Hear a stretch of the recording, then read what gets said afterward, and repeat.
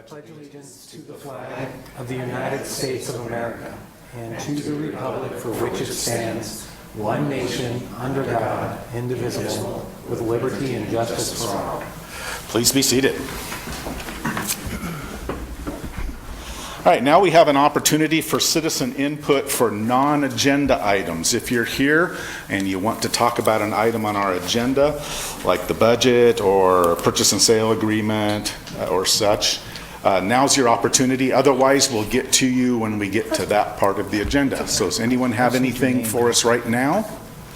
See none? That's for an agenda item? Yes. All right, we'll catch you later then. Oh, non? This is for non-agenda. Yeah, that's what you, we're not talking about the splash pad at all? Oh, It's a non-agenda item. if you want to talk about the splash pad, you can as well. But you probably want to do that during That would be during city council. council meeting. Is it, oh, Yeah. I'm sorry, never mind. Okay. Forgot. It's good. It's kind of confusing. No, I forgot this. We usually don't have a pre-meeting here, so. Yeah. That's okay. I think it's August, so you're good. All right. Do we have any community announcements, Rick? I do not. All right. Next up, we have the consent agenda. Mr. Chair, I move we adopt the minutes of the June 5th, 2019 City Council. Is that a council one? Yes. Hey, we're doing good. What I meant to say was, Mr. Chair, I move that we adopt the minutes from the May 1st, 2019 URA meeting. Second. It's been moved by Commissioner Parker, seconded by Commissioner Spoon to adopt the consent agenda, which is the minutes of the May 1st, 2019 Urban Renewal Agency meeting. Any discussion? All in favor, please say aye. Aye. Any opposed? Carries 4-0. Next up, we have a public hearing. Rick? Yes. Do we have an Ready for that? Yeah, there should be a script. All right, we're going to have a public hearing here on the 2019-2020 fiscal year budget for the Urban Renewal Agency. The matter presently before the hearing body requires a public hearing. All interested persons in attendance shall be heard on the matter. If you wish to testify on this matter, please fill out the yellow public testimony card and give it to our city attorney. At the appropriate time, please step forward to the microphone, state your name and interest in the matter. Those people that are interested in testifying as either proponents or opponents, please indicate your desire to speak by raising your hands at this time. This is just for the budget. Anyone looking to speak on the budget? All right. For longer presentations, proponents and opponents may buy time from one another. In doing so, those either in favor or opposed may allocate their time to a spokesperson who will represent the entire group. All questions must be directed through the chair. Any evidence to be considered must be submitted to the hearing body for public access. All written testimony received both for and against shall be summarized by staff and presented briefly to the hearing body during the staff report. The public hearing shall be conducted as follows. First, the staff report, and then any questions by the agency of the hearing of the staff. Then open public hearing for testimony. Proponents shall have not more than 3 minutes. Opponents shall have not more than 3 minutes. And then we'll close the public hearing. Then we'll follow up with any questions, if any, by the agency, and then discussion by the agency. A decision shall be made by the hearing body at the close of the hearing, or the matter will be continued to a date certain in the future. This will be the only notice of that date you will receive. Does anyone have any questions about the procedure of the hearing? Everybody good? Seeing none, we'll hand it off to our administrator. Good, and I would invite our finance director forward.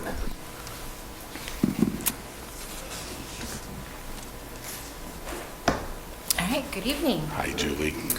So tonight before you, we have a resolution to adopt the urban renewal budget for the fiscal year 1920. The budget has been presented to the Urban Renewal Budget Committee and reviewed and approved as proposed.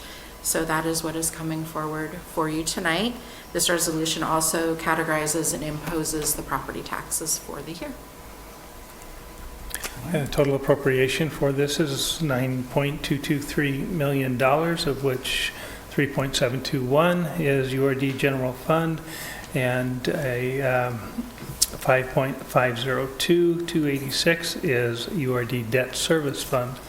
Projects we have this year include payment to our fire department to complete the commitment that we made to them of $471,543. We have a budget for facade improvement program of $75,000. We've budgeted railroad quiet zone, $500,000 for this fiscal year. Signal at Sequoia and Hazeldale, $450,000. Contribution to our Industrial Park Connector Road, $1 million. Grant Street Arch, $235,000. The renovation of our old city library, $500,000, and electrical improvements to Wayton Community Park of $15,000. These are all projects that you discussed during the Budget Committee as well. Any questions for Julie? Mr. Chair, I think during the budget process, we discussed all of this. So we did. While it may appear to the outsiders that we're casually approving a $9 million budget, we already had a review and discussion of this. We did. With a budget committee that's made up half of the agency and the other half equal numbers of citizens from the community. And so we've been through that process. No questions for Julie. Julie, when we get to it, the motion on packet page 22 is the one that we need? Yep. All right, and that'll take care of adopting and appropriating the taxes as well? It will. All right, thank you very much. All right, any more questions? Ready to move on? Okay, we'll open the public hearing now for testimony. Do we have anyone that wishes to speak in favor of the agency adopting the budget? And seeing none, do we have anyone that wishes to speak against the agency adopting the budget? And seeing none, we'll close the public hearing. Any follow-up questions by the agency? None at all. Any more discussion? All right, very good. Well, we will formally adopt the budget here a little bit later in the evening. All right, next up, resolutions and ordinances. Okay, first up you have Urban Renewal Agency Resolution 19-005. Or no, that's for the adopting. You have a 00, yeah, we'll do 005 first. You want to do 5 first, the budget? Yeah. All righty, that's on page 22 of your packets, members, and I will take a motion.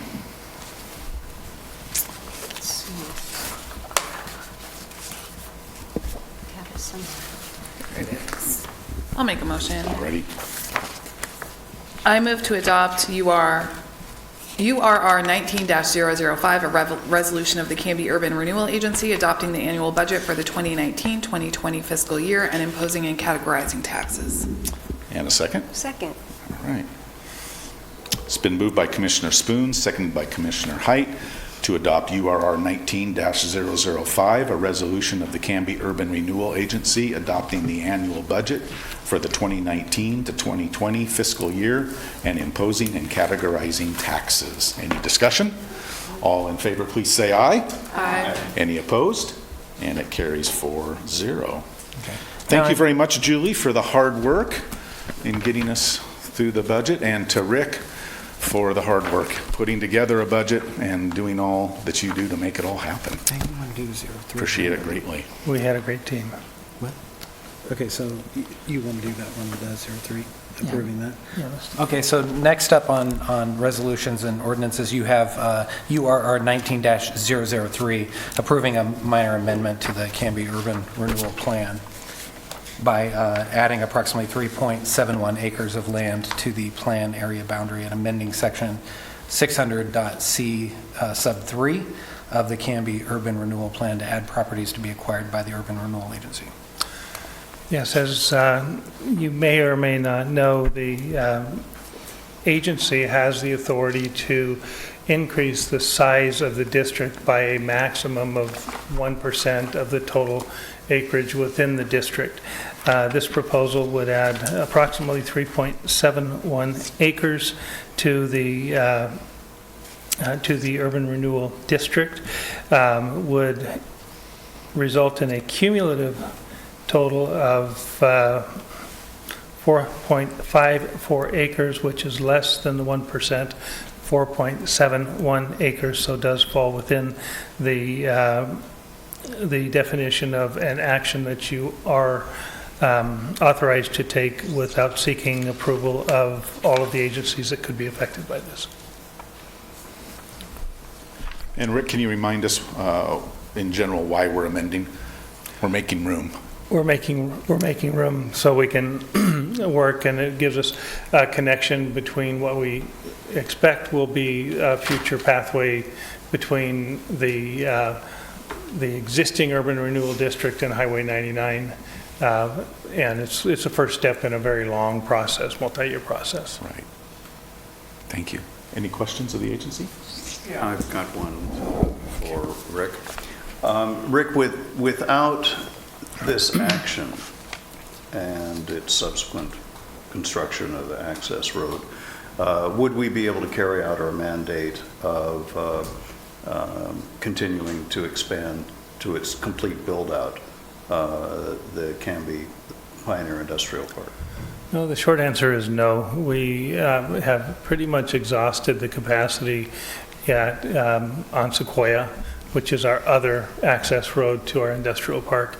And so we are looking at ways to be able to continue to create jobs in our community within the lands that are zoned industrial that we have identified in this particular case as the Pioneer Industrial Park properties. The short answer is no. We are really at capacity, and I don't believe that we would have another major project approved if we were not in the process of identifying alternatives. Thank you, Rick. And by bringing those properties in, they will be eligible for urban renewal funding. Yeah. Right. And then the properties, they're listed on page, I guess it's page 4, the tax lot numbers, about like 10-ish of them, I guess. That gets a little bit confusing because what we have to do every time we do an amendment is we have to add the one property to all of the others that are already within the urban renewal district area. Okay. So the majority of these are all existing. Already existing, yes. Got it. Except for how many exact tax lots are we? Did I miss that? It's one tax lot plus an area of the road frontage, because we have to have a direct connection between the road frontage and the existing urban renewal district boundaries. Okay. And that tax lot is well aware of the plan and they've been spoken to? No, this is actually part of the larger plan that we're working on with Par 3 investments, and it's the subject of the next item on the agenda. But it has no adverse effect on the property whatsoever. As a matter of fact, it's transparent to anybody. Well, that person's here tonight to speak. Okay. Yeah. Yeah. All right. Right, and just as a reminder, bringing a property into the urban renewal district does not change their property taxes. It does absolutely nothing. Changes how they're categorized, but has no tax effect on them, on the property owner. Other questions? Sir? Okay. All righty. So the motion for that is on page 2 of the packet. I'll make a motion. I move that we adopt resolution URR 19003, a resolution of the Canby Urban Renewal Agency approving a minor amendment of the Canby Urban Renewal Plan by adding approximately 3.71 acres of land to the plan area boundary and amending section 600.C3 of the Canby Urban Renewal Plan to add properties to be acquired by the Urban Renewal Agency. And a second? I second.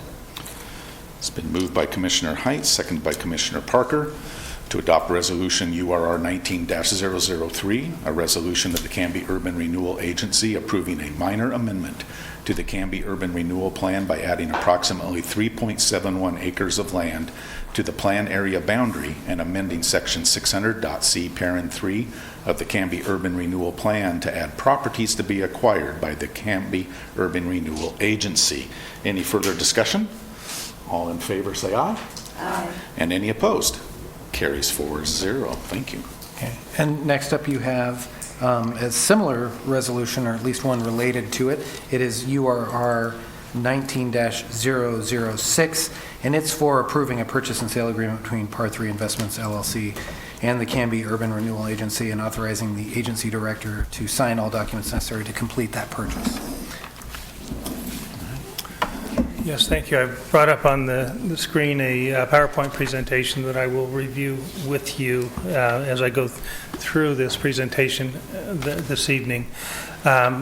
The action item that you have before you tonight is the approval of a purchase and sale agreement with Par 3 Investments. They are a investment group that has a contract for purchase of a particular piece of property that is adjacent to our urban renewal district and immediately in front of Walnut Street, to the north of Walnut Street. As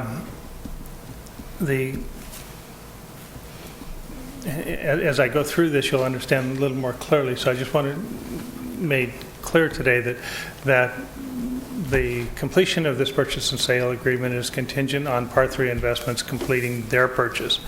But because there's quite a bit of money that's involved in this transaction, Par 3 Investments and the city both felt that it was appropriate to execute a purchase and sale agreement so that there was a degree of confidence with the investment group that the transaction that they're undertaking would have for them a positive outcome as well. This is a Walnut Street extension project that we have been working toward. A lot of discussion has occurred over the last couple of weeks about the alignment that has been proposed, which you probably know of as the Auto Road extension. And that's a common name because that is the name that is in our transportation system plan. Our current transportation system plan indicates the placement of an industrial road that connects at Haines and Mulino Road and Walnut Street. The route approved as part of the 2010 transportation system plan would also connect at Highway 99 through Auto Road. As we looked at this over the last couple of years, staff felt it would be extremely disruptive to a number of property owners in that region if we followed that route. Those persons who have homes on Auto Road, those persons who have homes on the corner of Haines, Mulino, and First Avenue. Both would be very severely impacted if the Auto Road extension, as it has been, and I'll show you this in a minute, as it has been described, was actually constructed. So staff has been working with consultants to amend our transportation system plan to reflect a different alignment. This is the alignment that is currently in our 2010 plan, and as you look at this area that I'm circling, this dotted line, orange line, that runs from the corner of Haines, Mulino, and First Avenue straight through Auto Road and then junctions at Highway 99, and also picks up at Walnut and makes a connection to this straight line from the triangle here to Highway 99 through Auto Road, is the plan that was approved by the City Council as part of the approval of the 2010 Transportation System Plan. As we looked at this, and I'll show you in more detail why we have so many concerns about this particular alignment. The Transportation System Plan describes the Auto Road extension as a construction of a new road, which includes 2 roundabouts and pedestrian projects, and a traffic signal at Highway 99 and Auto Road, about $9.2 million total cost estimate for this project. What we are looking at is an alternate alignment that would connect only at Walnut and Highway 99. 5 property owners would be affected by the proposed new alignment. Part 3 Investments has one of the 5 properties under contract to purchase, and this is the property we're proposing to enter into a purchase and sale agreement this evening with Part 3 Investments. We have met with all of the other affected property owners that are on the alignment that we are proposing, and they're all supportive of the alternate alignment and willing to sell right away to the city for this project. You'll note that, oops, wrong button. You'll note that here's the auto road, and the initial alignment actually came down and connected right here at the triangle. This is Walnut, and a separate road was anticipated to connect right about in this area to form the roadway that was approved as part of the transportation system plan. What we're looking at and proposing, and we have engineers beginning to take a look at this, as this moves forward, this is something that the City Council and the Planning Commission will ultimately see, because it would result in a change to the transportation system plan from the auto road alignment to this alternative alignment that we're proposing. You'll note that there are a limited number of properties that are affected. This is the property that is under contract and that we're proposing to purchase. This property here is owned by the same person who is in the audience this evening. This property and this property are owned, this is an individual, and this is a couple investors that own these 2 properties, and their thought, and we've met with them as well, is that they would, if we would align down the middle of their property lines and half of the road would go on one side and half of the road would go on the other side, both property owners were supportive of this particular alignment. They thought it would work well and meet their needs. This is also important to show because the concern was expressed about wetlands, and we've taken a very close look at the alignment of the wetlands, and I have some other slides that I can share with you as we go through this to show the relationship of a proposed alignment with where the wetlands actually show up on the property. The property owner who owns the wetlands is actually in the audience this evening, and we'll speak a little bit. On ODOT also opined. ODOT has also essentially shut us down on all of the other discussions we've had with them for alternate locations except Auto Road. They think Auto Road is just a great road because it would turn it into something that is a controlled intersection rather than an uncontrolled intersection, which it is now.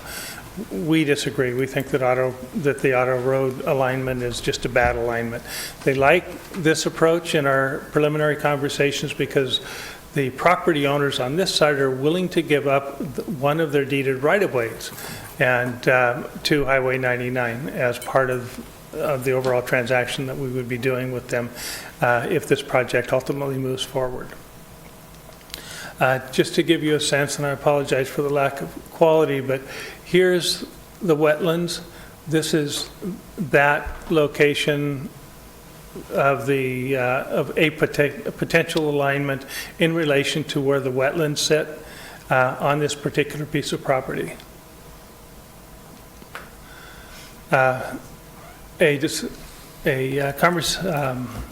Comment was received relative to an area of special concern J.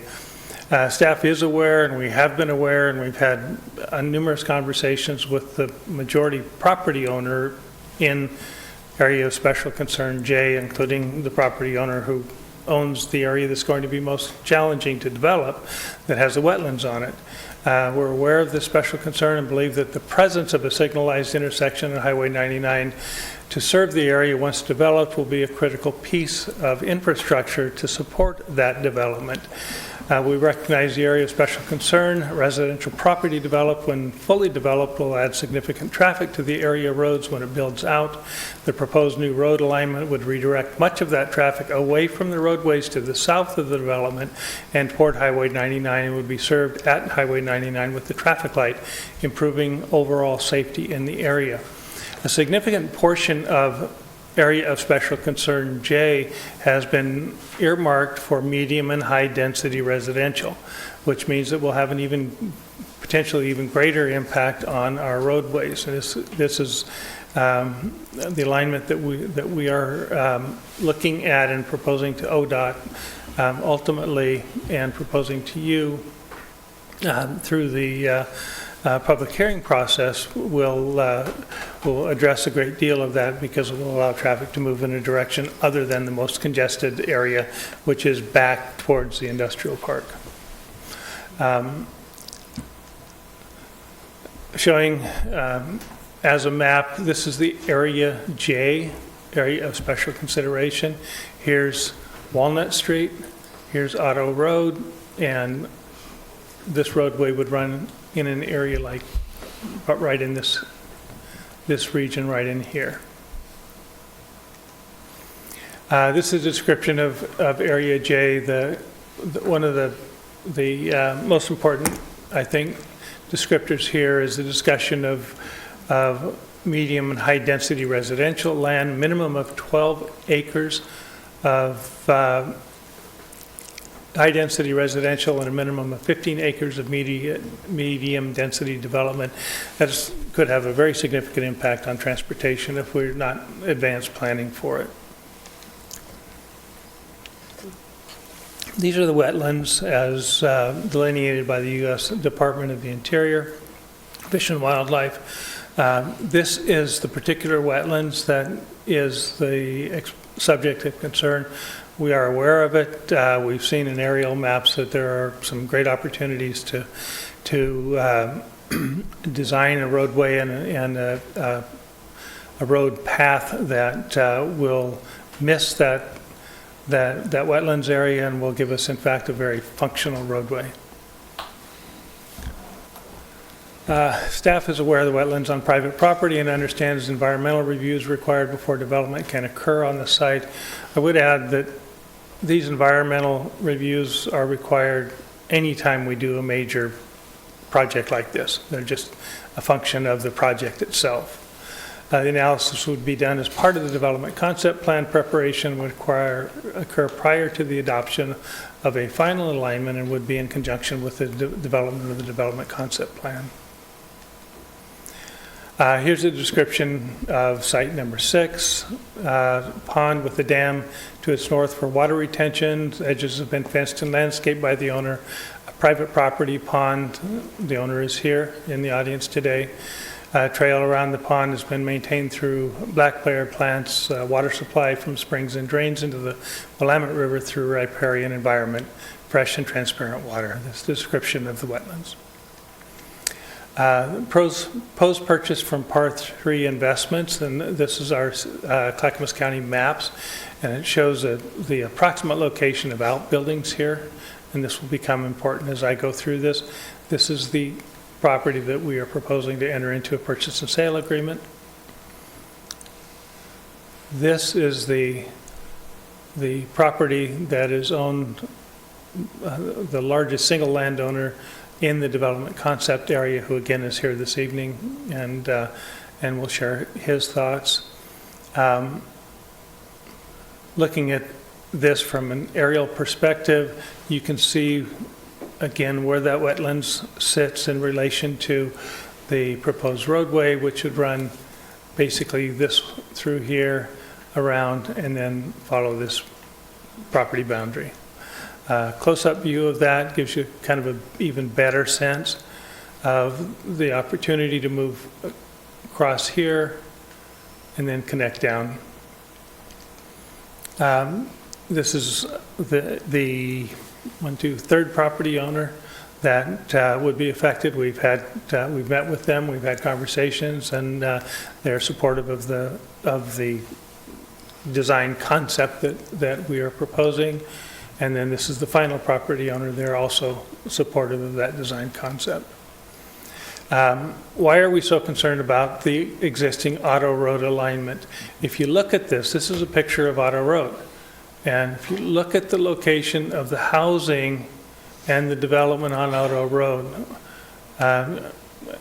I felt in looking at this, and staff agreed, that this was just not a good mix, having an industrial road go through this type of an area that had already built out and that would require the potentially removal of some homes and certainly narrowing yards and access points and parking.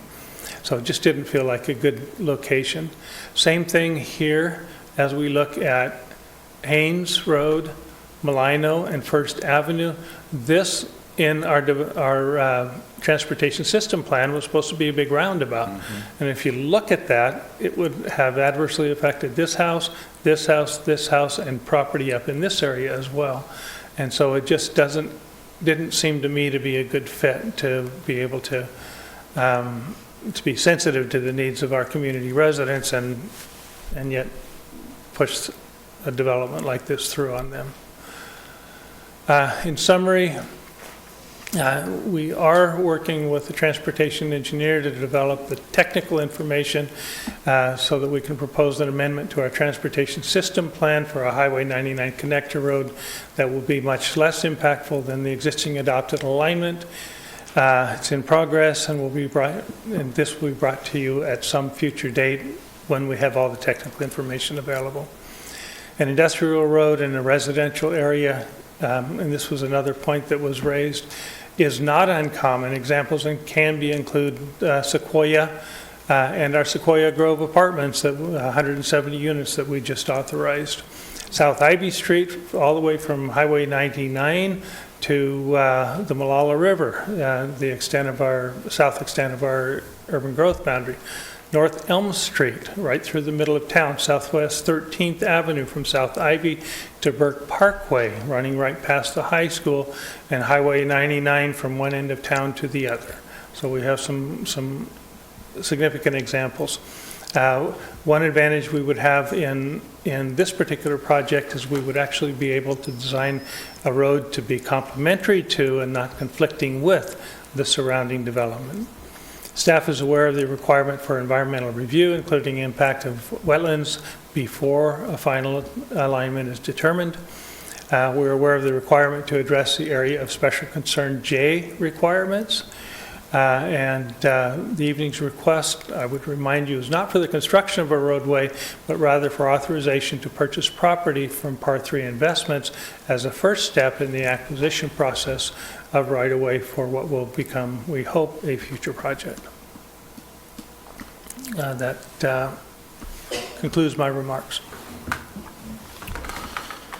So we're purchasing a lot for $595,000, and we anticipate that with that lot, we're going to run the roadway, it looks like, right through it. That lot's basically dedicated to roadway and traffic control. It is. We recognize that we have the greatest flexibility in of all of the property owners because we have the responsibility to build the road, and so we will use whatever portion of if you approve the transaction and if Par 3 Investments completes their transaction with the current property owner, then yeah, we are not anticipating that we'll save much of that property. There is a potential that we could do something as and this is actually kind of exciting, a planned unit development that might allow us to bring in some smaller homes for first home buyers, something that would be more affordable on property that the city owns, but ultimately it'll all be the determining factor will be the alignment of the road and then the determination based on the development concept plan of the roadways that outside of the main arterial collector road that will be available to serve the small piece of property that will be left if this proceeds as we hope it does. Right. And all the other property owners are agreeable to some right-of-way acquisition. It's a great opportunity for them to open up their lands. Yes, we have all of the property owners, including the investors that have a contract for the one property that we don't have approval for, including their concurrence and willingness based on approval of the purchase and sale agreement that's before you today. We would have access to all of the right-of-way that we would need to get from First Avenue to Highway 99 without adversely affecting other housing. Yeah, for those of us that were on the council during the Otto Road era, this is so much better. I mean, we've got agreeable right-of-way instead of adverse acquisitions and disrupting of homes and properties. This is so much better. Questions for Rick? Anybody? Comments? Not yet. Sorry. Good. Nothing there? All right. We have a couple public comments on this. First up, we have Ethan Manuel. Welcome, sir. Come on up to the microphone, and if you could repeat your name and address. Good evening. My name's Ethan Manuel. Do you need the address or? You're in Canby. Yes, I'm in Canby. So I am the property owner that Rick was mentioning. So I have that largest portion of the property that's part of this project or the potential future project. I'm just here to voice my support and to concur with many of the things that Rick has said in terms of the agreeance or the property owners that would be dedicating right-of-way as part of this have all met individually together, but also with the city several times to make sure that we understand as property owners what our obligations will be, what we would be getting out of this, what the process would look like. So we are very excited about this, honestly, as a group of Canby citizens. As you heard, the ability to build out the industrial park is contingent on having some sort of a plan going forward for another 99E connection.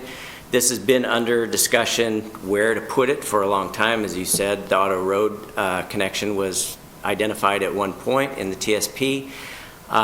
So it's important for our community and to keep that going. And the ability for us to all come together in this kind of a unique situation where it's going to be, as you said, much better than any other alternative that was out there, I think is exciting for the community. So I wanted to voice my support for it.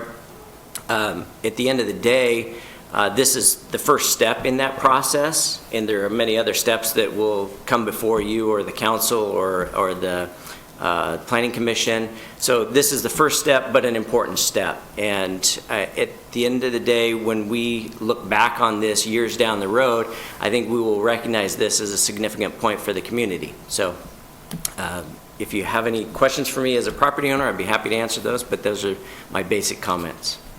Yeah. So wait, to clarify, so you're the owner closest to First Avenue? That's your property, or closest to 99? No, I'm the one with the wetlands, Wetland, the okay. 41 acres. 41, okay. Yeah, thanks. And so then par 3, it's helpful to see the map, actually, so I can figure out who's who. This property here is Manuel's property. All that, Yeah. okay. And then, Part 3 has the contract on this property here. okay. They haven't yet executed the purchase, but they have the contract, and our contract would be a contingent contract. If they don't buy it, then we would be buying it. But this is the property that Mr. Manning was speaking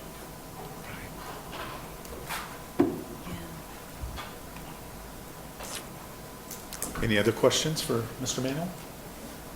Thanks. No from Gordon to speak in that microphone. Thank you for Okay. speaking. Hi, thank you, sir. Appreciate it. It means a lot. And next up, we have Patty Green, Hello. and she also has a Canby address. Yes, it's 2392 Southeast First Avenue. Which you know that because I've asked you and called you and spoken to all of you about where I live and asked you to come purchase my property so you could put a road in. And none of you called me back. You told me you would call me. I'm for the project. I just wanted to sell my property and move my dad. Now you've messed him so much up from all of this. I'm just appalled at the city council for not coming to me. How many times have I been in front of you? How many times, sir? YouTube it. I'm there. I'm actually glad you're buying the property and put the road through so you don't have to destroy anyone else's life beside mine. But I would ask that you please leave me in peace for my 90 days after, which I have not signed yet, the contract. And I don't trust you that you will do that. I don't trust them. So if anybody cares, let it go through. I'm good. I sold. You forced me to. You told me you would call me when there was an offer or the city wanted to see my property. You failed that, Tracy. You never called me. No, I didn't. You didn't. No, I didn't realize. You didn't. You did no follow-up. I'm so upset by all of this because nobody cared about the citizens of Canby. I'm one of those, whether I live in the county or not. Anyway, besides that, I would like to ask if once we do sign, you do purchase it from them, that you please give me my 90 days in peace and you do not trespass. Because obviously they're trying to buy a contract, they don't even own the property yet. You've changed it in the paperwork so many times, I can't keep up. I've been out of state and I come back to find out that the city's buying my property. And you can't say anything to me. I asked you to call me, I asked you to call me. You were gonna help me. The next day you could care less about helping me after you spoke to everybody. I don't understand that. So please, let this project go through. Because all of these people involved in the project are all involved in it. And it's just what you wanted because it's what they've been waiting for. And you know it. They had to get attorneys. I don't want to have to get an attorney. I just want to be left alone. My dad is crawling into his sack. He's 88 years old. He's a veteran because of the... You told me they wouldn't break ground across the street for a year. Have you come by lately? Have you see what they do in front of my property? You want to see how bad? Come talk to my dad. Come sit and talk to him and see his PSD. He's freaking out.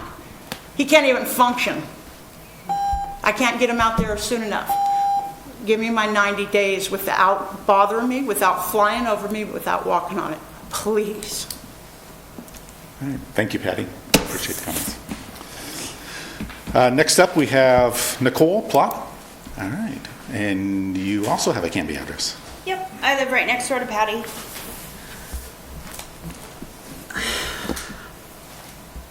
She got me a little upset. I don't have a problem with the project. I don't have a problem with the roads. I don't think you guys understand what it's like to live next to that project. It's like Armageddon. We went from a month ago living in the country, knowing that industrials projects would be developed there, but a spot like the flower store and the other industrial projects there, they're nothing compared to what's going on at Columbia. There was a deal made at the city council meeting. You guys hit your gavel and said that the project was contingent upon trucks not going up and down Southeast First Avenue until it was developed. That's out the window. Cement trucks, double trailer of gravel trucks all day long. I think I called Rick. I got a call back from Jerry. Jerry left a message on my machine this morning. Said he had talked to the development company and told them to keep their cement trucks off of Southeast First. They're starting at like 6:30 in the morning, which is fine, not a big deal, because come June 24th, they'll be starting at 3 a.m. That's fine too, I sleep with earplugs. I'm a little bit ashamed as well, as Patty said, that you all and the city as a whole didn't plan for the business in the industrial park until now. Somebody said, yeah, that sounds like a good idea, let's go ahead and do that. Probably should have been done prior to the Columbia approval, probably should have been done prior to American Steel, which, by the way, I worked there. I don't have a problem with, progress. Should have been handled differently for sure.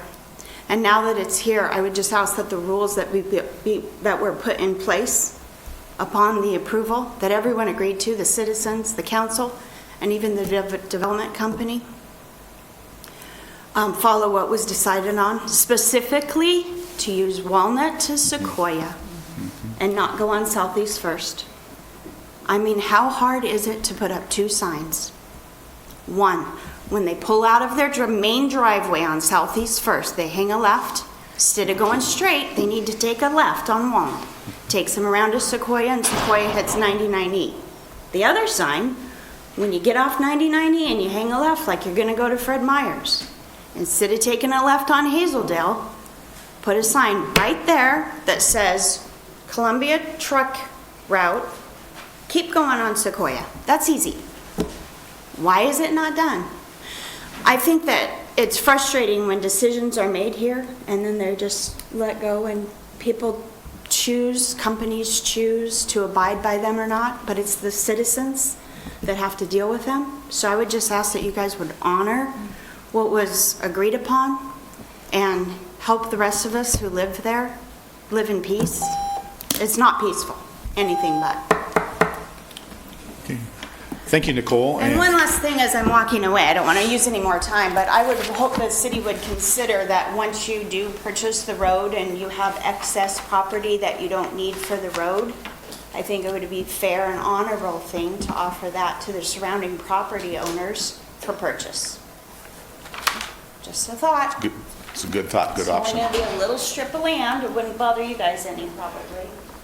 And thanks for being our eyes and ears out there You're in the welcome. morning too, and letting us I know. can't help but be that. Yeah, no, we It's- appreciate And it. they put the sign So up they and know. they don't abide by it. That's all, the sign's right up in the front yard. They don't abide by it at all. Okay, any more comment from the audience on this project? Seeing none, any more comment or discussion by the agency? Rick, any further comments? You're all good? I have a question about the truck route. Remind me, can you summarize what the truck route is technically up there?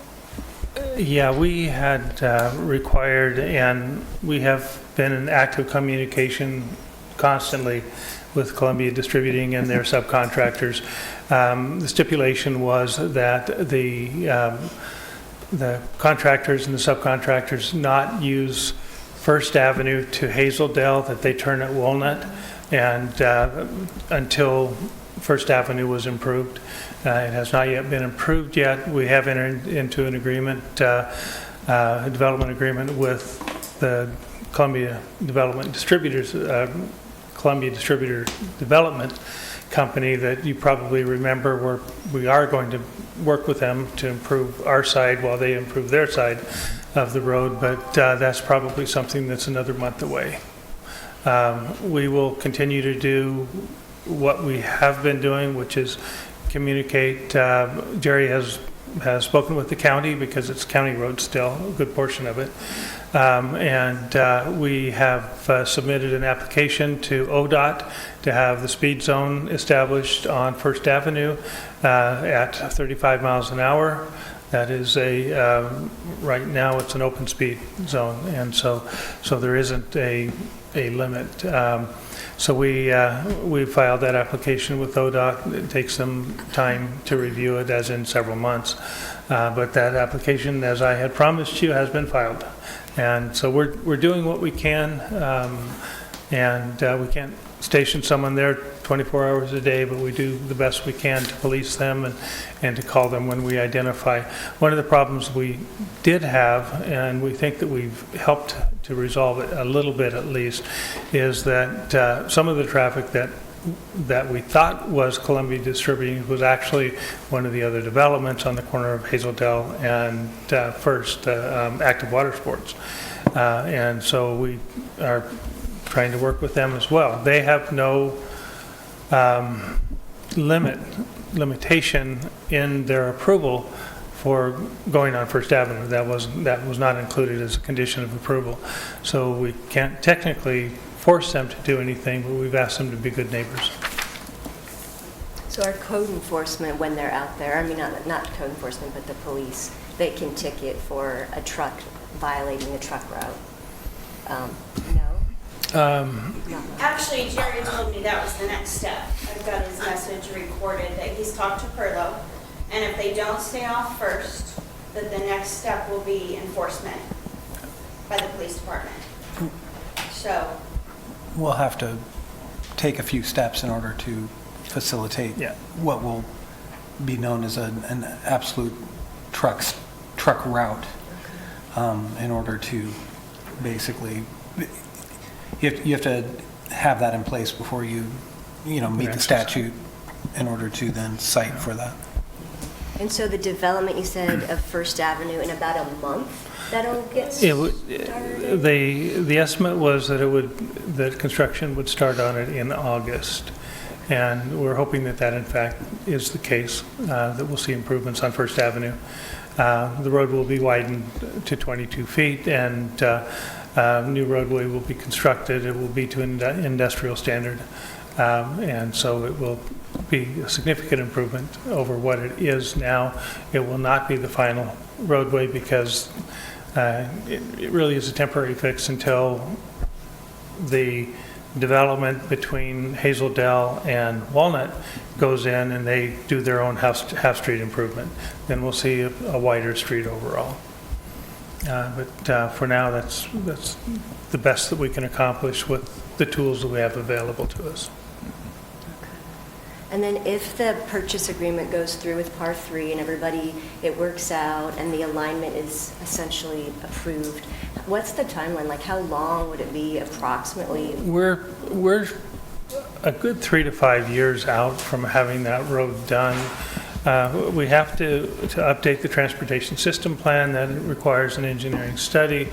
We will be required to have the development concept plan in place. We'll be working with all of the affected property owners, and you can see that was a large area, in order to be able to accomplish that. So there are a number of steps precedent to actually being able to construct a road. It's not as easy as just buying right away and building it. And we also have to find the $6 or $7 million to construct the road. Now, the roadway as we're envisioning it now will not include roundabouts. It will include several intersections as appropriate to be able to serve the residential development as well as the industrial, but that's not something that's uncommon in Canby, having collectors serve both industrial and non-industrial clients. This is not a short-term solution. It's very complex. And Rick, when the subcontractor that we gave the noise variance to a couple of meetings ago starts next week or the week after, it's coming up soon, if they don't abide by the agreement, I believe we made the noise variance contingent on their path, right? So we could rescind that Yes. if they weren't working Absolutely. with, That okay. actually If they don't meet the conditions of that, then would yes. be a great tool to be able to seek compliance. And that, to summarize, was following a certain route out of town, correct? And that's through like 6 months basically worth, right? Was that like June to December? And that what they're planning, they're laying concrete, right? Just to make sure everybody knows that's what the plan is for the next several months. Okay. Yeah. All right. In my mind, I didn't think of that as breaking ground, even though I guess it is. Yeah. I mean, that's the foundation, so that's breaking ground. They'll be open in probably 10 to 11 months, I would guess. They're a little bit ahead of schedule right now. They've had some good weather in May and June, which have allowed them to accelerate their schedule. Late spring was the original date, so it could be a little bit earlier, but before when they're operational. But I haven't received any kind of an update on the timing. So fully built, you mean, in about a year? Yeah. Right. No, they've even pushed a lot of earth around out there too. Oh, my Miss goodness. Plop, is it? yes. Yeah, no, she's true. It does look like Beirut or whatever however you described it. Because it's a lot of, it's just dirt Yeah. and piles. Have you guys all been out there? About a month ago. It changes Yeah. daily. They move Yeah. so It's like much. 5 gold rushes going on. Other questions by the agency? Any further discussion? I have one more question. So Mulino Road is currently closed too. Is there a detour now for through There's a traffic? detour. And that will be in place until through December? What was the? It's a month. It's a Oh, month, just a month. just a month. Okay. July 17th. Why is it detoured now and not through December? Like, what's going on? There,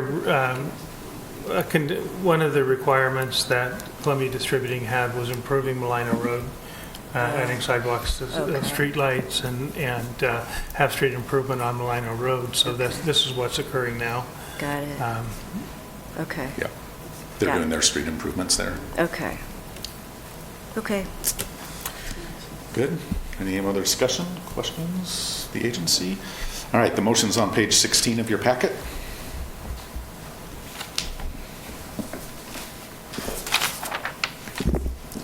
And I'm ready. Does anybody want to do it? It's a race. I have a dead computer today, so. Uh-oh. Got it? Go. I move to adopt resolution number URR 19-006, a resolution of the Canby Urban Renewal Agency approving a purchase and sale agreement between Par 3 Investments LLC and the Canby Urban Renewal Agency, and authorizing the agency director to sign all documents necessary to complete the purchase. And a second, please. Second. It's been moved by Commissioner Spoon, seconded by Commissioner Parker, to approve resolution URR 19-006, a resolution of the Canby Urban Renewal Agency approving a purchase and sale agreement between Par 3 Investments LLC and the Canby Urban Renewal Agency, and authorizing the agency director to sign all documents necessary to complete the purchase. Further discussion? All in favor, please say aye. Aye. And any opposed? And it carries 5-0. Mr. Administrator, do we have any more business for the agency tonight? We do not.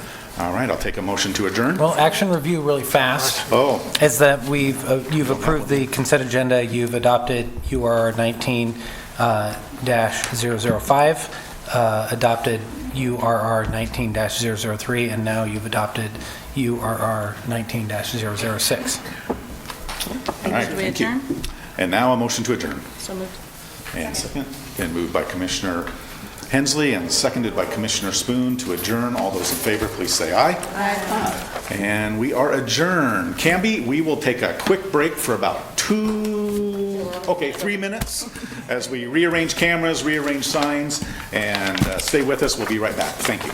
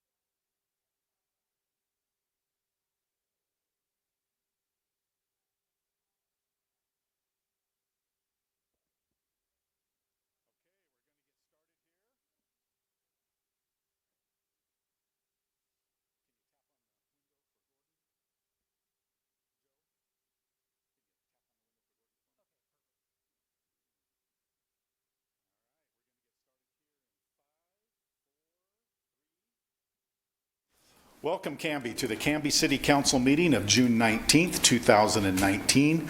Please stand for the invocation. Dear Father in heaven, I thank you so much for this wonderful city, and what a blessing it is to live here. I ask your wisdom and guidance and discernment and courage upon us as we govern, and we ask you to be with those of the council that cannot be here tonight, that you are with them in this time and show them your love. In Jesus' name I pray. Amen. And for the Pledge of Allegiance, I pledge allegiance to the flag of the United States of America and to the republic for which it stands, one nation under God, indivisible, with liberty and justice for all. Thank you. Please be seated. First up, we have Rich Clark from Oregon Impact Community Service, going to tell us about Kiwanis Thrift Store. Thank you. My name is Rich Clark. I work with Oregon Impact. We're a nonprofit organization. Clackamas County gave us some funding to do adolescent marijuana education. It was the tax money from the marijuana program, and they gave us a grant for that.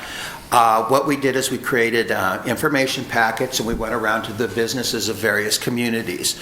In Canby, Canby was very receptive, which we appreciate that. We were able to get 25 packets out to businesses. We were trying to just have employees, trying to create a groundswell, have employees read it, pass it on to neighbors or whatever, the information. And we just wanted to recognize the Kiwanis Thrift Store. They were able to put our poster up it dealt with adult education, like locking stuff up, be wary of edibles, with cannabis to protect the youth. They were able to put the poster up for that education in a prominent place, and so we presented them with an award, and we just wanted to come before the council real quick and just say that we appreciate all the work that they did, and basically we just appreciate the city overall for being so receptive to our message. That's what I've got. Thank you. Good news. Any comments from the council for Rich? All right. Well, thank you, Rich, for the Thank great you work very you much. do. We Thanks for your appreciate it. time. Rich, can you sit down for just 1 second and let me take your picture? This is your photo op, Rich. Oh my gosh. For the Canby Herald. Smile big.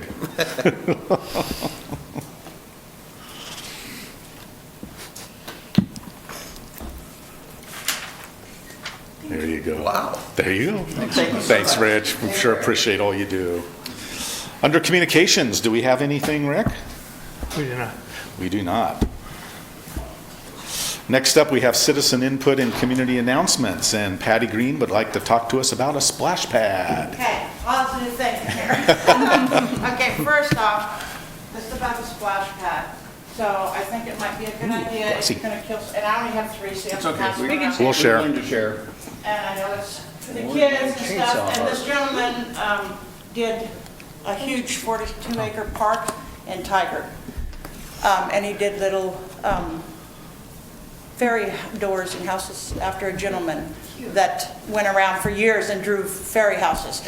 He's a chainsaw artist. If you're gonna be cutting down any big trees for the splash pad, he's the man to call to refurbish it. He's amazing. He's on Highway 22, just before the casino. He's awesome. Don't do that. She asked about how things should take it. Yeah. But anyway, it's Please something to respect think about, I don't know, I haven't gone by to see the area. So if there's big trees, he's great. He's awesome. So it might be something to think about. Thank you. Okay. Thanks for the flyer. Our staff will take that. I can give you just a real quick update relative to location. We are looking and right now favoring the idea of removing the old tennis court because it has huge cracks in Right. it.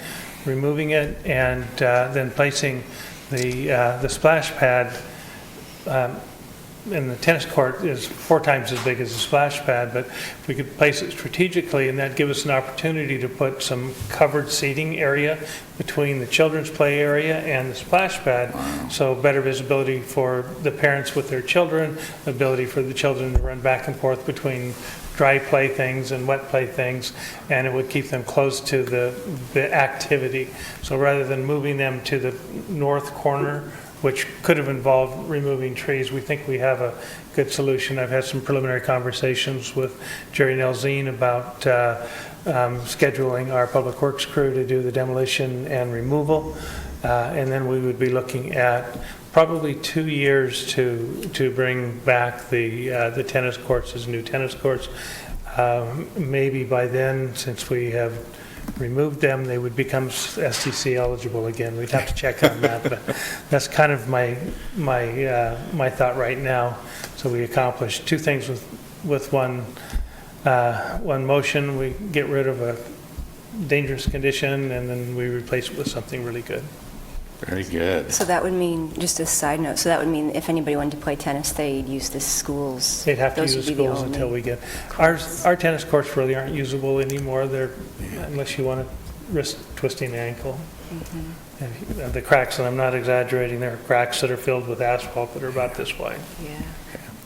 Depends on how serious you are. My family, we still can play. Do But you? also pickleball, though, because remember the pickleball Yeah. group. So just a seed in your mind that when Yeah. the time comes. Well, yeah, and the thought was that when we replaced it, that we would have an opportunity to design it and have multiple courts Right. as part of one, because pickleball uses a half of a tennis court, so you could actually have 2 tennis courts and 4 pickleball courts for about the same price. Good, okay. Very good. So that's the direction that we're heading right now. Nice. Very good. That's it for announcements, Rick? All right, thank you. Under Mayor's business, we'll let Councilor Hensley talk about C4. As you drive around town, you may have noticed that the summer paving and road rehab projects are in full gear. So be mindful of the workers as you drive by. There's a lot of flagging going on, but always please keep your speed down and just look forward to how great everything will look and feel when they're done. So our thanks to Rick and Public Works for coordinating those projects, and our thanks to the citizens for your gas tax and road fees that make these projects happen every year for us. And Chief Davis, do you want to talk to us tonight? I'm good. All right, you are always good. All right, with that, we'll start with Councilor Spoon. What I really wanted to talk about today is that before we meet again, the Canby Independence Day event will be happening. And so you can go to canbyindependenceday.com, the parade route, the schedule, everything is there. But the parade will be, and I'm pulling it up because I'm afraid I'm going to do it wrong because the time has changed over the last few years. But yeah, just go to canbyindependenceday.com and you'll get all of that information. And then the fireworks will be at Baker Prairie and Trost. About what time, Chief, do the fireworks start? Typically, just after 9 o'clock. Just after 9 o'clock. Yeah, we will have festivities prior to. Great. Some vendors and things like that. Excellent. So since you couldn't hear some festivities and vendors prior to the fireworks display, so you can go over there after you attend the event downtown. Very good. And they also have a car show, and Yes. finally our truck is going to be ready, and we'll have our truck in the car show. Yay! Yeah. Oh, there it is. The parade is at 10 a.m. this year. 10 a.m. this year is for the parade. And the website will have the deadlines if you want to be in the parade, when you need to get your forms in? Yeah. Okay. All of that's there. They have forms and a list of activities and the parade route. Very good. And counselors, be ready for the volunteer calls that'll be coming to help serve and Pancakes. help all out that. and serve pancakes and everything. It's a great, great time. All right, Counselor Hensley.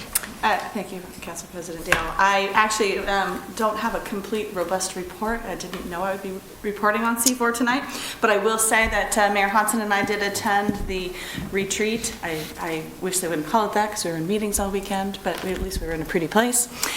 We spent all of a Friday talking about transportation, primarily developing criteria by which the projects for the 10% of the VRF will be used for the regional projects. So we were kind of talking about the criteria on that, and we were actually a little surprised that we were met with a little opposition on the transfer of roads.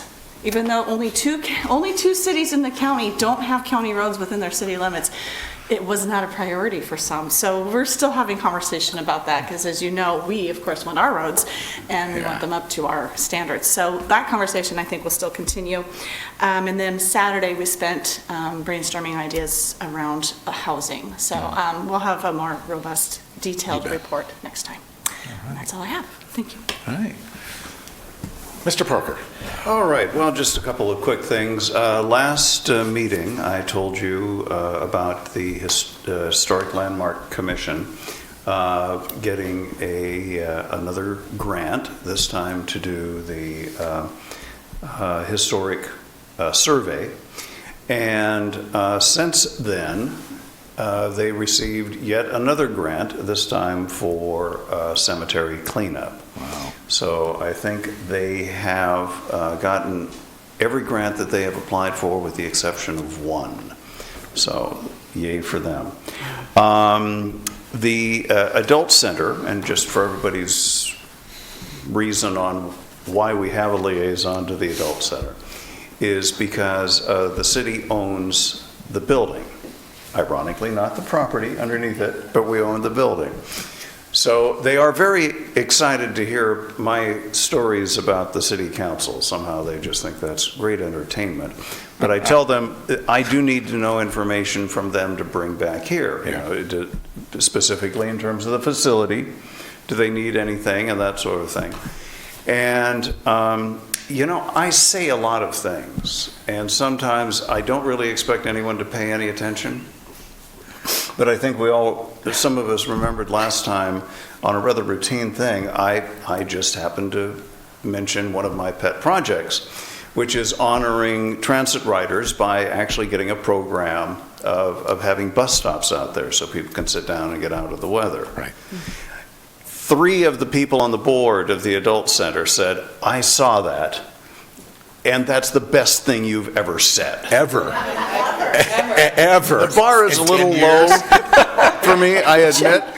But anyway, I did, and since we have an audience here, I thought I'd mention that as well. I like that. So, and that's all I got.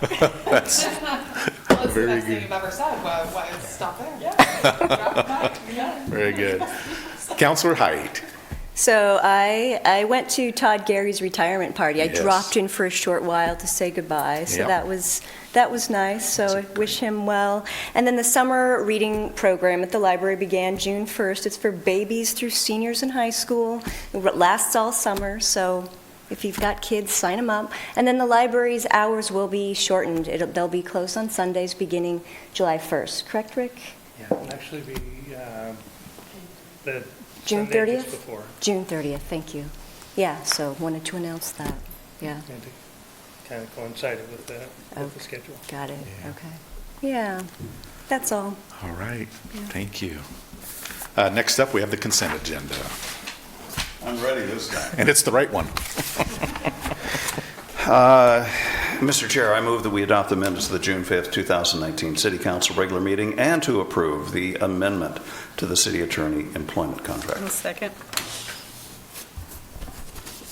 All right, it's been moved by Councilor Parker, seconded by Councilor Hensley, to approve the consent agenda, which is the approval of the minutes of the June 5th, 2019 City Council regular meeting and the approval of the amendment to the city attorney's employment contract. Any discussion? All in favor, please say aye. Aye. Any opposed? And that carries 5-0. Next up, we have a couple public hearings. These are the hearings that we do every year, right about this week in June, as we're going to approve the city budget, and we're going to ask the state to share their revenue with us. And we have to do that with a public hearing, and our financial director, Julie Blooms, will be talking to us more about that. But first, please be patient as I read the required statutory language. The matter presently before the hearing body requires a public hearing. All interested persons in attendance shall be heard on the matter. If you wish to testify on this matter, please fill out a yellow public testimony card and give it to the city recorder. At the appropriate time, please step forward to the microphone, state your name and interest in the matter. Those people that are interested in testifying as either proponents or opponents, please indicate your desire to speak by raising your hands at this time. Anyone anticipating they'll talk to us about state revenue sharing or the city budget? All right. For longer presentations, proponents and opponents may buy time from one another. In so doing, those either in favor or opposed may allocate their time to a spokesperson who will represent the entire group. All questions must be directed through the mayor. Any evidence to be considered must be submitted to the hearing body for public access. All written testimony received both for and against shall be summarized by staff and presented briefly to the hearing body through the staff report. The public hearing will be conducted as follows. First, we'll have the staff report by our financial director. Then we'll have questions by the council. Then we'll open the public hearing for testimony. Proponents will have not more than 3 minutes and opponents not more than 3 minutes. We'll then close the public hearing. We'll have any follow-up questions by the council and then finally discussion by the council. A decision shall be made by the hearing body at the close of the hearing, or the matter will be continued to a date certain in the future. This will be the only notice of that date you will receive. Does anyone have any questions about the procedure of the hearing tonight? Anyone up here? All right, and I'll be standing in for the mayor as chair for questions. All right. State revenue sharing funds. Take it away, Julie. Good evening again. So, as Council President indicated, I'm going to be up here a lot tonight. It's our big budget night. And the first item up is the resolution where we give the public an opportunity to speak about if they have ideas of how they would like us to spend the state revenue sharing money we receive each year. This year, we're estimating to receive about $192,000. Right now, when we went through the budget committee, it's budgeted to just be part of the general fund and fund general operations. It's not slated for anything specific, but this is an opportunity. The second opportunity, we also had a public hearing at the budget committee level for citizens to come up and speak if they have specific ideas of how to spend that money. All right, any questions for Julie up here? All right, we'll now open the public hearing for testimony. Do we have anyone that wishes to speak in favor of us getting a piece of state revenue sharing? I see some smiles and nods. All right, seeing none. Anybody opposed to us sharing in state revenue sharing funds? No, I see a few heads going, no, no problem at all. All right, we'll close the public hearing. Any more questions by the council or further discussion by the council? All right, very good. We will formally make this a motion later on in the agenda. Next up, Julie will be guiding us through the 2019-2020 fiscal year budget. And Julie, if you could, would you remind everyone on camera about the budget committee process? Yes. And Joe, our city attorney, we're okay continuing to ride on the legislative public hearing format we just did? Yes, just in revisiting the idea that it is the same type of public hearing where the same type of public input, whether pro or against, would be received if people were thus inclined. Very good, and we will do so. Thank you, Julie. Thank you. So the budget process is internally with staff. We start our process actually usually around in November and work on our budget, get our current year projections, and then start looking towards the next year and what projects need to be done, what we're going to accomplish. And we eventually bring that proposed budget forward to the budget committee, which consists of the council members and then 6 citizen members as well. And we had 2 meetings this year where we went through each department's budget in the proposed budget, talked about them, what things were going to be accomplished. The budget committee approved the budget as proposed, and the next step is to bring it forward to council to approve and adopt and impose the taxes to be collected for the year. All right, any questions, council, I would add Julie or that Julie's covered everything perfectly. For those persons wanting a more in-depth and detailed analysis, you can find online in our budget both a breakdown of the budget and the city administrator's budget message, which is about 10 pages long, and I won't bore you with it today. Just suffice it to say that if you're interested in the detail and the thought process behind the development of the budget that was considered and approved by the Budget Committee and is now being considered by the City Council, it is available there. And the budget hearings were online as well. They weren't watching. And the budget hearings were televised as well. All righty. Yes, the budget is really easy to find. Just go to the city's homepage, cambyoregon.gov, and you will see a link to it. All right, council have any questions for Julie? All right, we'll open the public hearing. Anyone that would like to speak in favor of the city adopting the budget as presented? And seeing none, anyone who would like to speak against the city adopting the budget? And seeing none, we'll close the public hearing. To the council, do you have any more questions of Julie or Rick? And any discussion? All right, seeing none, we will take care of officially adopting the budget here in a few minutes. Joe, resolutions and ordinances. Okay, first up, you have, under resolutions and ordinances, excuse me, I got to turn my mic. First up, you have Resolution 1315, which is adopting the budget appropriation transfers from the fiscal year 2018-19. All right, Julie. All right. So as part of the budget process, we're putting our budget together usually 18 months ahead of when we're actually implementing it. And oftentimes our crystal ball doesn't come out perfect. So usually at the end of the year, I bring forward either a supplemental or an appropriation transfer to make adjustments that needed to be made throughout the year as new projects might have come up, other things dropped off. And I brought you one last month in May, and we had a couple more things come up at the last minute that we needed to get added. So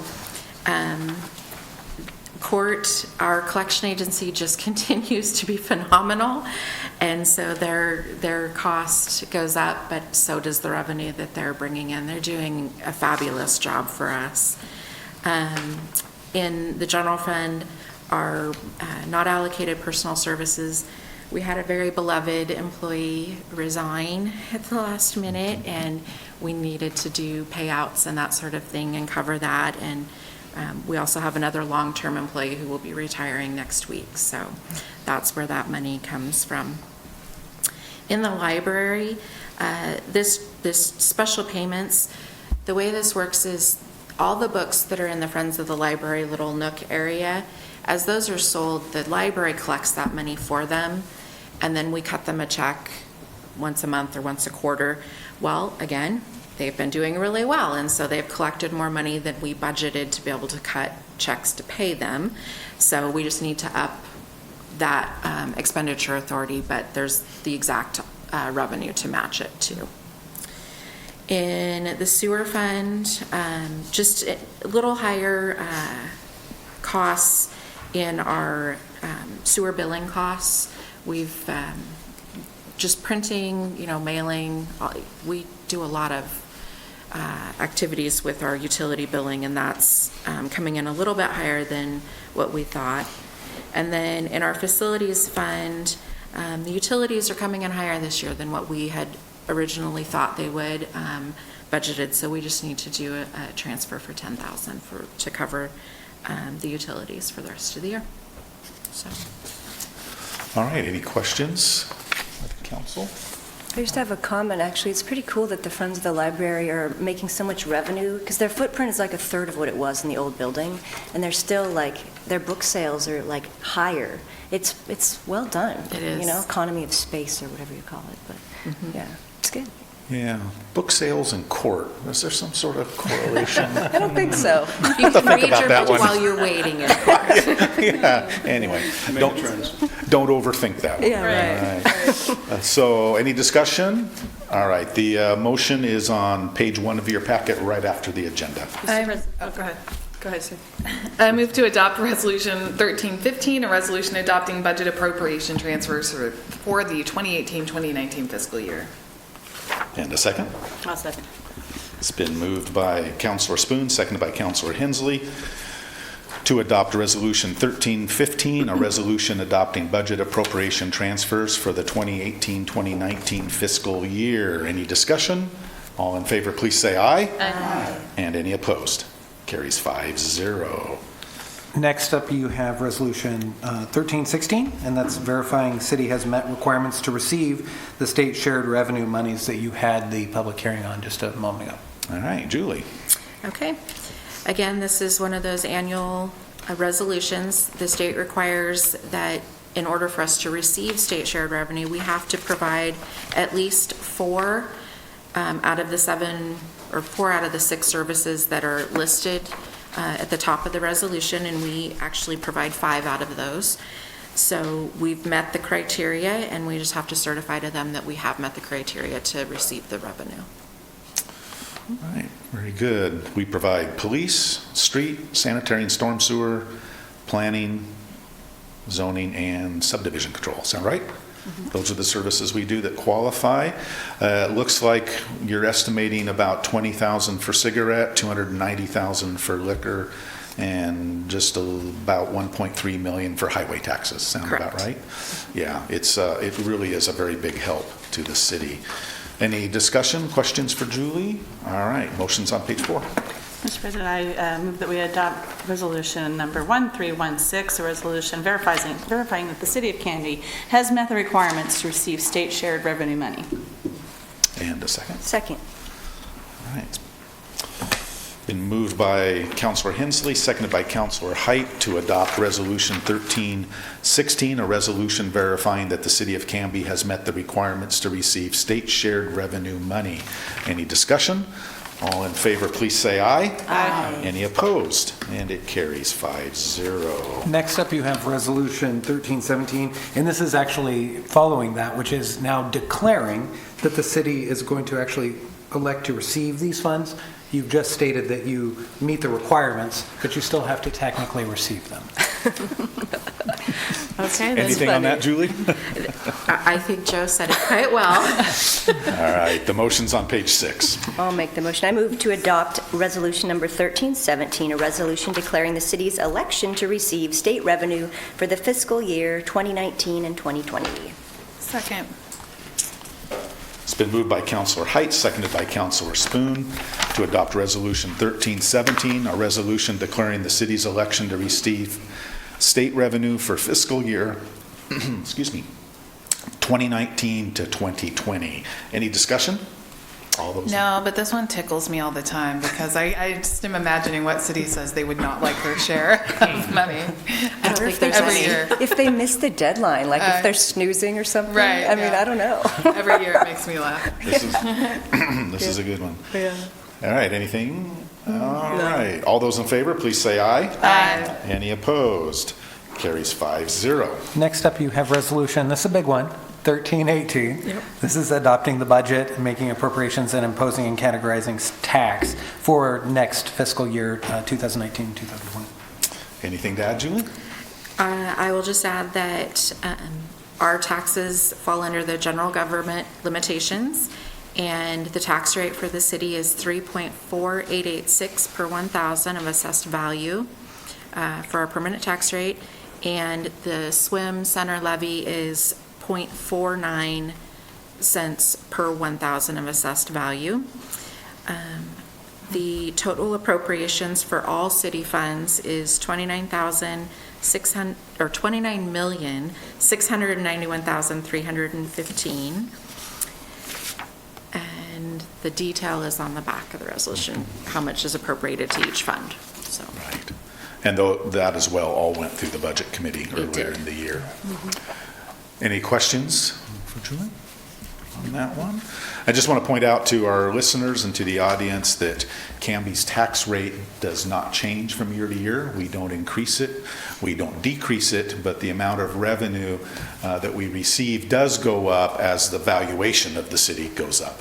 So 3%, everyone's used to that amount going up on homes you own, and then as new homes and businesses are constructed, that's added to our tax rolls. But we don't change the tax rate itself. All right, page 8 is the motion. Mr. Mayor, I move we adopt Resolution 1318, sorry, Mr. Council President. Resolution adopting the budget, making appropriations, and imposing and categorizing tax for the 2019-20 fiscal year.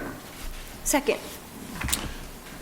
Been moved by Councilor Hensley, seconded by Council Height to adopt Resolution 1318, a resolution adopting the budget, making appropriations, and imposing and categorizing tax for the 2019-2020 fiscal year. Any discussion? May I add just a final comment, if possible?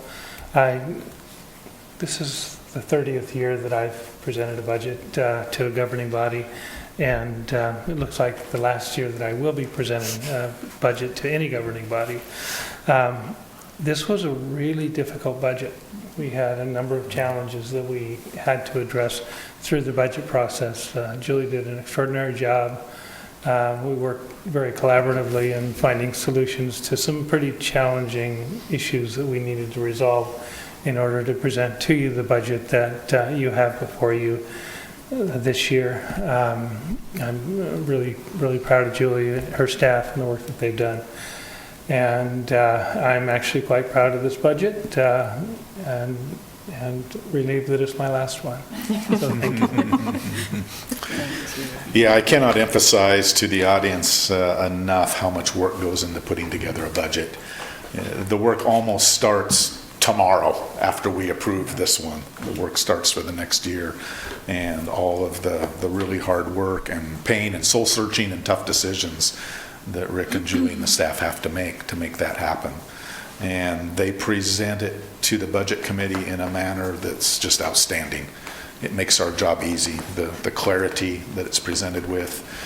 We win awards every year for our budgets and our financial acumen. But Canby, you can be proud of the work that goes into the budget that we have. The motion is on page 8. Oh, it's been moved and seconded, so that was just final discussion. It did, I'm sorry, thank you. It's been moved, seconded. One last chance for discussion. Good. All those in favor say aye. Aye. Any opposed? And it carries 5-0. Okay, your Thank you, final Julie. resolution tonight is Resolution 1319. It's authorizing an interfund loan for the Cemetery Perpetual Care Fund to the Library Fund in the amount of $500,000 and authorizing repayment of the interfund loan in fiscal year 2019-2020. All right, Julie, Okay. Rick? So we did this last year as well. The library, their budget is so tight that there's not enough actual cash carry forward to get them through from July until January when their tax revenue comes in. So what we're doing here is asking you to authorize a loan from our Cemetery Perpetual Care Fund, a temporary loan to the library fund until they receive their tax revenue in January, and then they will pay it back. And all the interest on that money will still be attributed to the Cemetery Perpetual Care Fund. They will be made whole interest and everything based on the LGIP rate. Yeah, in fact, that's a state requirement, isn't it? That It is. Even though we're the city, we borrow money from ourselves for different departments, we have to pay interest on it as well, so that interest lost by the department that's lending it is restored and they're made whole. So it's all very above board. There's an amazing amount of laws that govern this. Any questions for Julie? Anyone has? Okay, this is our yearly bridge loan is really what it is. Yes. It's a good solution. I mean, It's a good solution. It works. To tide us over. It worked very well this year. All right, the motion's on page 12. Sarah? I move to adopt resolution number 1319, a resolution authorizing an interfund loan from the Cemetery Perpetual Care Fund to the Library Fund in the amount of $500,000 and authorizing repayment of the interfund loan in fiscal year 2019-2020. And a Second. Right. It's been moved by Councilor Spoon, seconded by Councilor Height to adopt Resolution 1319, a resolution authorizing an interfund loan from the Cemetery Perpetual Care Fund to the Library Fund in the amount of $500,000 and authorizing repayment of the interfund loan in fiscal year 2019 and 2020. Any further discussion? All in favor, please say aye. Aye. And any opposed? Carries 5-0. Next up, we have our first ordinance. It's Ordinance 1511. It's authorizing the City of Canby to enter into a purchase and sale agreement with Pioneer Property LLC for the purchase of real property. And this one's declaring an emergency. This is first reading, and I believe Julie Whaling of Transit is here to present. Actually, I'm here to present. My apologies, I I asked Julie to be in the audience and at least listen. And I'm presenting because I negotiated the contract with Pioneer Property LLC at Julie's request. She's been bogged down with lots and lots and lots of transit issues, and so was happy to do that on her behalf. We have been working with the owners of the 1 acre parcel immediately in front of the Canby area transit bus parking lot for a couple months now. We have agreed to a price of $380,000 plus related closing costs for the property, which we feel, given the location of the property and the value of properties in that area in our industrial park right now, it's a very fair offer and agreement. I have asked that we declare an emergency for this item. It has a desired closing date of no later than 8/31/2019. There's a kind of a side issue associated with that, in that since I'm so involved in the transaction, I want to make sure that we get it completely closed before my retirement date so that we don't drop anything in the middle of the transactional process. Any questions for Rick? Did you have something, Joe? I'm sorry. Joe was just reminding me that I should have told you that this will one day be the headquarters for Canby Area Transit. They'll move out of their lease space and move into owned space. Right. And for our audience, this is a $380,000 purchase, right? Yes. Yeah. Any questions? Anyone has? Just a comment. Please. Well, it takes me back to some of our earlier discussion years ago, and I think it was you who said that it makes more sense to own than lease. It does. Yeah. Thank you. And it's a really good piece of property, good location. Yeah, we're happy that it was still available to us. Yeah, it's very good. Mr. President, I move that we approve Ordinance 1511, authorizing the City of Canby to enter into a purchase and sale agreement with Pioneer Property LLC for the purchase of real property and declaring emergency. And a second? Second. Moved by Councilor Hensley, seconded by Councilor Spoon to approve ordinance number 1511, an ordinance authorizing the City of Canby to enter into a purchase and sale agreement with Pioneer Property LLC for the purchase of real property and declaring an emergency. Any discussion? All in favor, please say aye. Aye. And any opposed? Carries 5-0. And speaking of yearly ordinances, Joe? Here we go. This is the final ordinance of the night, is Ordinance 1513, although you've seen this one before. This is authorizing the mayor and city administrator to enter into a contract with Herd Farms for wastewater sewage sludge removal, repealing all other ordinances authorizing a contract with Herd Farms, and then declaring an emergency. This is second reading, so it requires a roll call. But just as a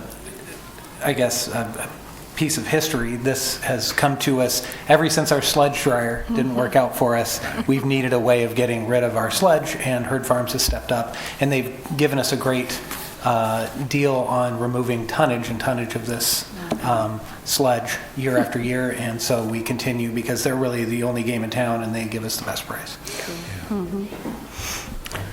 And even as the only game in town, it's been a good price. Yeah. And was this another year of no increase? Yes. Yeah. It's pretty awesome. All right, the motion's on page 23. I move that we adopt Ordinance 1513, an ordinance authorizing the mayor and city administrator to enter into a contract with Herd Farms for wastewater sewage sludge removal, repealing all other ordinances, authorizing a contract with Herd Farms, and declaring an emergency. And a second? Second.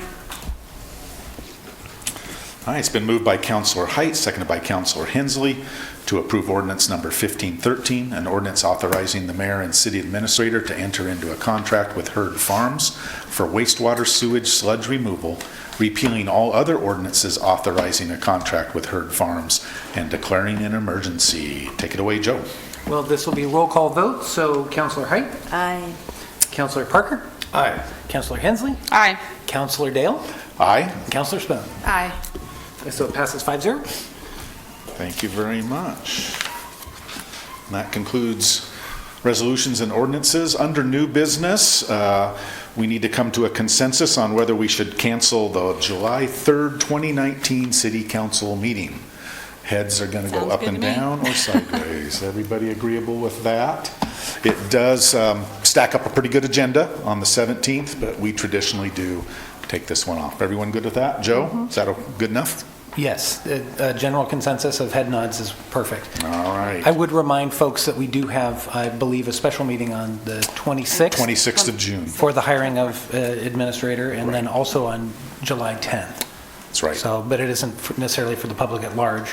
But, you know, in the interest of transparency, that's what's happening. So it's not that you're taking that section of the month off. Right. You're actually adding to taking that one away because it's near July 4th. Yeah, we're actually quite busy for those. Next up, we sadly said goodbye today to Kim Schaefer, our wonderful city recorder, and we give her our best wishes. The next chapter of life is going to be, we trust, fun and really, really good for her. We had a going away party for her this morning, and we're all very sad to see her go, but delighted with what she's going to be doing next, which is really enjoying grandchildren, and she'll be the city recorder down in Lebanon. So with that happening, I think I mentioned last time that a city in Oregon, you can do without a lot of things. You don't have to have a mayor. You don't have to have a city attorney or a police chief or even a city administrator. But the one thing you must have is a city recorder. And so with Kim being gone, we tonight will be appointing Rick as our city recorder pro tem. Rick, I'm sure you don't have any protest to adding that to your plate. Hey, I'm here for the duration. Here for the duration. October anyway. Yeah. And so, Joe, do you need a motion for that or just a consensus? General consensus is fine. So if I'm seeing all these head nods. Any objections? Everybody's easy for us to smile and say, sure. All I will right. check those items off. We'll check those off. Next up, city administrators, business, and staff reports. Nothing more than that. Yeah, nothing tonight. I would just say happy 4th of July. Yeah, that's really Thanks for good. filling in. You're doing a great job. We appreciate your strength on the bench. Hey, thank you. It's been good. One last chance for citizen input. If anybody has anything they'd like to address the council. And see none. Joe, action review. Well, you approved the consent agenda, and I want to personally thank you. You've adopted Resolution 1315, 1316, 1317, 1318, 1319. You've adopted Ordinance 1513 to come up for second reading at next meeting, and you've approved now fully with second reading Ordinance 1511. And then your last two items by consensus, you're canceling the July 3rd meeting as well as appointing Rick as city recorder pro tem. Very good. Joe, do we have an executive session tonight? We do not. Yay, Joe. We do not. Thank you all for coming out tonight. To my lovely wife of 37 years, happy anniversary. Yeah. Hi, Dad. And with that, we'll take a motion to adjourn. So moved. All right, it's been moved by Councilor Hensley, seconded by Councilor Spoon that we adjourn. All in favor say aye. Aye. And any opposed? None. We are adjourned 5-0. Good night, Canby. Happy 4th of July.